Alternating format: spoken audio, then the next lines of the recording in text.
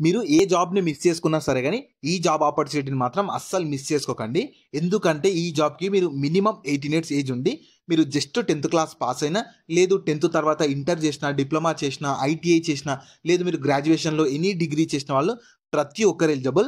మీకు స్టార్టింగ్‌లోనే central government job కాబట్టి అన్ని అలవెన్సెస్ కలుపుకొని మంత్లీ 45,000 వరకు సాలరీ అయితే ఇస్తారు. సో, ఇందులో చాలా డిఫరెంట్ టైప్స్ ఆఫ్ పోస్ట్‌లకైతే వీళ్ళు రిక్రూట్‌మెంట్ చేస్తున్నారు. గ్రూప్ బి అని చెప్పి, గ్రూప్ సి అని చెప్పి డిఫరెంట్ జాబ్స్ అయితే ఉన్నాయి. ఎంటీఎస్, ఇంకా ఫైర్‌మెన్, ట్రేడ్స్‌మెన్ ఇంకా ఎన్నో పోస్టులు అయితే ఉన్నాయి. నేను ఈ వీడియోలోనే మీకు కంప్లీట్ జాబ్ డీటెయిల్స్ అయితే ఎక్స్‌ప్లెయిన్ చేస్తాను.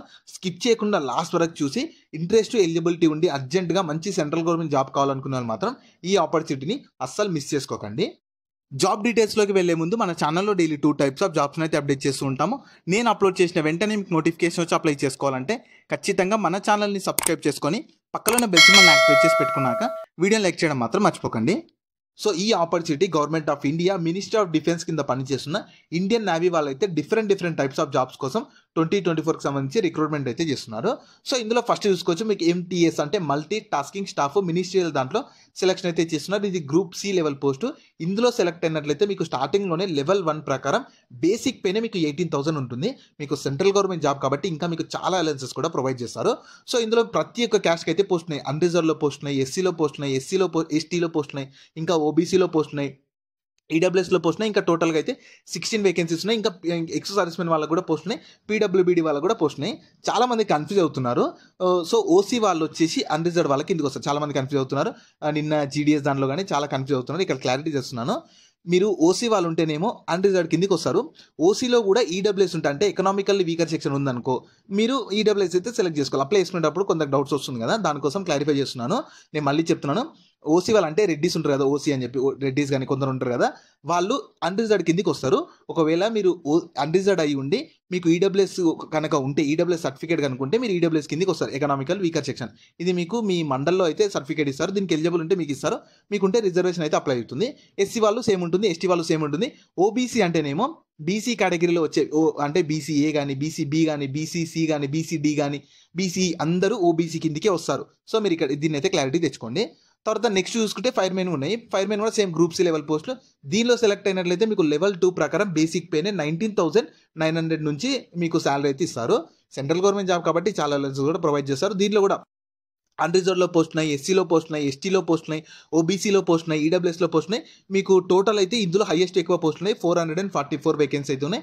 ఇంకా ఎక్స్ సర్వీస్‌మెన్ వాళ్ళకు ఉన్నాయి. ఇంకా పీడబ్ల్యూబీడీ వాళ్ళకు కూడా సెపరేట్‌గా పోస్ట్ అయితే కేటాయించారు. తర్వాత కుక్ దాంట్లో కూడా ఉన్నాయి. దీనిలో లెవెల్ 2 ప్రకారం సేమ్ సాలరీ 19,900 బేసిక్ పేనే ఉంటుంది. దీనిలో కూడా ప్రతి క్యాస్ట్ వాళ్ళకైతే ఒక ఎస్టీ వాళ్ళకి లేదు, ఈడబ్ల్యూఎస్ వాళ్ళకి లేదు. అన్‌రిజర్వ్డ్‌లో ఉన్న పోస్టులకైతే ప్రతి క్యాస్ట్ వాళ్ళు ఎలిజిబుల్ ఉంటారు. ఎందుకంటే అన్‌రిజర్వ్డ్ అనేది దానికి రిజర్వేషన్ ఉండదు కాబట్టి అన్‌రిజర్వ్డ్ అంటే దానిలోనే ఉంది.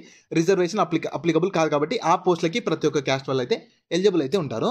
తర్వాత పెస్ట్ కంట్రోల్ వర్కర్ దాంట్లో మీకు సేమ్ సెలెక్ట్ అయినట్లయితే లెవెల్ 1 ప్రకారం 18,000 బేసిక్ పేనే ఉంటుంది. దీనిలో కూడా మీకు అన్‌రిజర్వ్డ్ వాళ్ళకు ఉన్నాయి. SC, ST, OBC, EWS, ex servicemen ఇంకా పీడబ్ల్యూబీడీ వాళ్ళకు కూడా సెపరేట్ వేకెన్సీ అయితే ఉన్నాయి. తర్వాత ఇక చూసుకోవచ్చు మీకు ఇంకా ఫైర్ ఇంజిన్ డ్రైవర్ దాంట్లో గ్రూప్ సి లెవెల్ అంటే మీకు గ్రూప్ సి లెవెల్ ఉంటుంది. లెవెల్ 3 ప్రకారం 21,700 బేసిక్ పేనే ఉంటుంది. దీనిలో కూడా ప్రతి క్యాస్ట్ వాళ్ళకైతే సెపరేట్ వేకెన్సీస్ ఇచ్చారు. మీకు బేసిక్ పేనే 21,700 ఉంటుంది. సెంట్రల్ గవర్నమెంట్ జాబ్ కాబట్టి మీకు ఇంకా చాలా అలవెన్సెస్ కూడా ప్రొవైడ్ చేస్తారు. సో, మీకు ఏజ్ లిమిట్ చూస్తే ప్రతి పోస్ట్‌కి మినిమమ్ మీకు 18 ఇయర్స్ ఏజ్ అయితే ఉండాలి. ఇంకా కొన్ని పోస్టులకి 25 ఇయర్స్ మాక్సిమం అయితే జనరల్ వాళ్ళకి కొన్ని పోస్టులకి 25 ఇయర్స్ ఉంటుంది.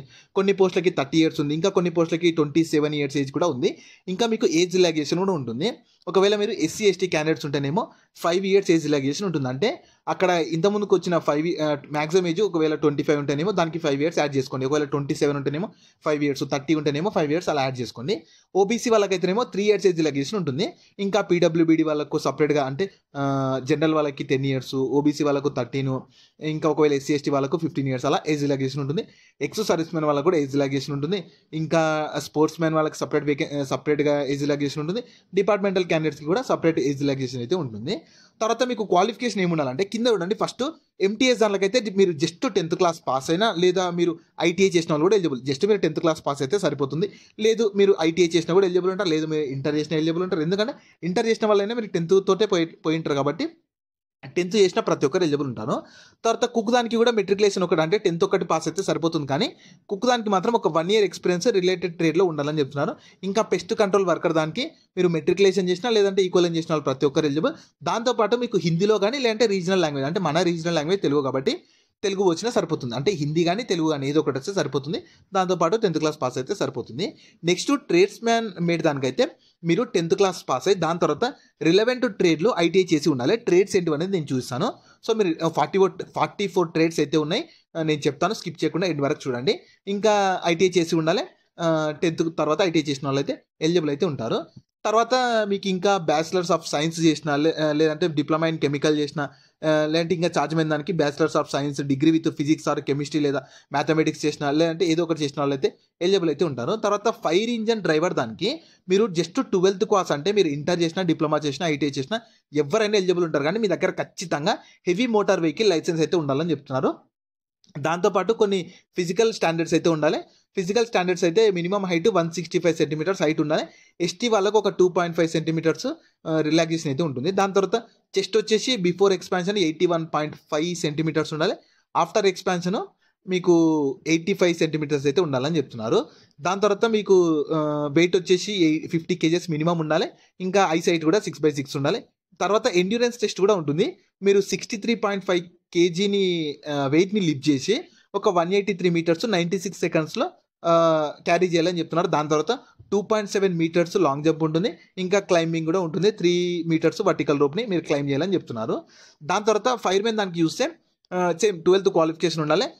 దాని తర్వాత మీరు ఖచ్చితంగా ఈ ఫైర్మెన్ దానికి మాత్రం 12th క్వాలిఫికేషన్ తర్వాత elementary or basic or auxiliary fighting course అయితే చేసి ఉండాలని చెప్తున్నారు. ఏదో రికగ్నైజ్డ్ ఇన్స్టిట్యూషన్ దగ్గర మీరు ఖచ్చితంగా చేసి ఉండాలని చెప్తున్నారు.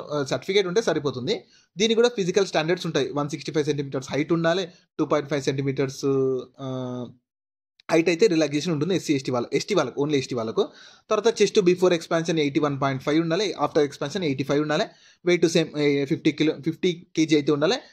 ఐసైట్ వచ్చేసి 6/6 ఉండాలి. సేమ్ 63.5 kgని లిఫ్ట్ చేసి 96 సెకండ్స్లో 183 మీటర్స్ అయితే వాక్ చేయాలి, అంటే పరిగెత్తాలి, లైక్ ఏదో ఒకటి చేయాలి.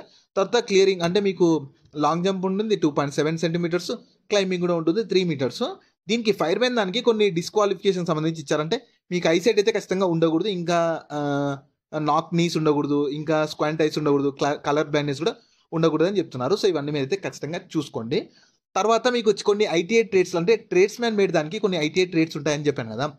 టోటల్ 44 అయితే ఉన్నాయి. కార్పెంటర్ ఉంటుంది, సివిల్ ఇంజనీరింగ్ అసిస్టెంట్ ఉంటుంది, ఇంకా డ్రాఫ్ట్స్మెన్ సివిల్ ఉంటుంది, dress making, electrician, power distribution, electronics, mechanic ఉంటుంది. ఇలా చాలా అయితే ఉన్నాయి. టోటల్ అయితే 44 అయితే ఉన్నాయి. మీరు క్లియర్గా ఒకసారి నోటిఫికేషన్ పీడిఎఫ్ అయితే ప్రొవైడ్ చేస్తాను, అక్కడ నుంచి డౌన్లోడ్ చేసుకొని ప్రాపర్గా చెక్ చేసుకోండి. తర్వాత మీకు ఎలా సెలక్షన్ ప్రాసెస్ ఎలా ఉంటుందంటే జస్ట్ మీరు అప్లై చేసుకున్నాక మీరు ఎలిజిబుల్ అయితే మీకు ఆన్లైన్లోనే మల్టిపుల్ చాయిస్లో కంప్యూటర్ బేస్డ్ టెస్ట్ అయితే కండక్ట్ చేస్తారు. ఇంగ్లీష్ అండ్ హిందీ లాంగ్వేజ్లో ఉంటుంది. టోటల్ 4 సబ్జెక్ట్ నుంచి క్వశ్చన్స్ వస్తాయి. జనరల్ ఇంటెలిజెన్స్ నుంచి, ఇంకా general awareness, quantitative aptitude, English language నుంచి టోటల్ 25 క్వశ్చన్స్ ఉంటుంది. 25 మార్క్స్ ఉంటుంది. టైం వచ్చేసి మీకు 90 మినిట్స్ టైం అయితే ఉంటుంది. Total 100 questions 100 marks 90 minutes time అయితే ఇస్తామని చెప్తున్నారు. ఇందులో కంప్లీట్ సిలబస్ కూడా ఇచ్చారు వాళ్ళ నోటిఫికేషన్ పీడిఎఫ్లోనే. ఎవ్రీథింగ్ డీటెయిల్గా సిలబస్ కూడా ఇచ్చారు. ఖచ్చితంగా మీరు ఒకసారి డౌన్లోడ్ చేసుకొని ప్రాపర్గా చెక్ చేసుకోండి. మీకు అప్లికేషన్ ఫీ ఉంటుంది, అందరికీ ఉండదు. ఎవరికి ఉండదు అంటే ఎస్సీ వాళ్ళకు ఉండదు, ఎస్టీ వాళ్ళకు ఉండదు, పీడబ్ల్యూబీడీ వాళ్ళకు ఉండదు, ఇంకా ఎక్సో సర్వీస్మెన్ వాళ్ళకు ఉండదు, ఉమెన్ క్యాండిడేట్స్కి కూడా ఉండదు. ఉమెన్ క్యాండిడేట్స్ ఏ క్యాస్ట్ వాళ్ళైనా సరే ఉమెన్ క్యాండిడేట్స్కి కూడా ఉండదు. మిగతా వాళ్ళకు కూడా 295 రూపీస్ మాత్రమే అప్లికేషన్ ఫీ ఉంటుందని చెప్తున్నారు. ఇంట్రెస్ట్ ఎలిజిబిలిటీ ఉన్న వాళ్ళు మాత్రం ఈ ఆపర్చునిటీని అస్సలు మిస్ చేసుకోకండి, ఎందుకంటే చాలా మంచి ఆపర్చునిటీ, మంచి శాలరీ కూడా ప్రొవైడ్ చేస్తారు, సెంట్రల్ గవర్నమెంట్ జాబ్ కాబట్టి. సో మీకు ఇంకా అప్లికేషన్ అయితే స్టార్ట్ అవ్వలేదు. అప్లికేషన్ వచ్చేసి మీకు 28th జూలై 2024 నుంచి స్టార్ట్ అవుతుంది. అప్లై చేసుకోవడానికి లాస్ట్ డేట్ వచ్చేసి 2 ఆగస్టు 2024 వరకు మీరు ఆన్లైన్లో అప్లై చేసుకోవాలి. అప్లై చేసుకోవడానికి వాళ్ళ అఫీషియల్ వెబ్సైట్ కూడా ఇచ్చారు. అఫీషియల్ వెబ్సైట్ లింక్ కూడా నేను వీడియో కింద డిస్క్రిప్షన్లో ప్రొవైడ్ చేస్తాను, మీరు అక్కడ నుంచి అప్లై అయితే చేసుకోవచ్చు. సో మీకు అప్లికేషన్ ప్రాసెస్ కావాలంటే మాత్రం ఖచ్చితంగా వీడియోని లైక్ చేసి కింద కామెంట్స్లో అప్లికేషన్ ప్రాసెస్ అని చెప్పి కామెంట్ చేయండి. నేను ఖచ్చితంగా అప్లికేషన్ ప్రాసెస్ వీడియో చేయడానికి అయితే ట్రై చేస్తాను. సో ఇంట్రెస్ట్ ఉన్న వాళ్ళు మాత్రం ఈ ఆపర్చునిటీని అస్సలు మిస్ చేసుకోకండి. ఎందుకంటే చాలా మంచి శాలరీ ఉంటుంది. సింగిల్ ఎగ్జామ్ తోటి సెలెక్షన్ అయితే ఇచ్చేస్తారు. కొన్ని పోస్టుల కంటే ఫైర్మెన్ దానికి వాటికి మాత్రమే జస్ట్ మీకు ఫిజికల్ టెస్ట్ అవి కండక్ట్ చేస్తారు. మీకు ఎలాంటి ఇంటర్వ్యూస్ కూడా ఉండవు. సో ఇంట్రెస్ట్ ఉన్న వాళ్ళు నేను లింక్స్ అయితే వీడియో కింద డిస్క్రిప్షన్లో ప్రొవైడ్ చేస్తాను. అక్కడ నుంచి వెంటనే అప్లై చేసుకోండి. అలాగే మీ ఫ్రెండ్స్ అందరూ కూడా షేర్ చేయడం మాత్రం మర్చిపోకండి. మీకు ఇంకా జాబ్ గురించి ఏమైనా డౌట్స్ ఉంటే కింద కామెంట్స్లో అడగండి. మన ఛానల్ని ఇంకెవరైనా సబ్స్క్రైబ్ చేసుకోకపోతే సబ్స్క్రైబ్ చేసుకొని పక్కన బెల్ సింబల్ యాక్టివేట్ చేసి పెట్టుకున్నాక వీడియోని లైక్ చేయడం మాత్రం మర్చిపోకండి.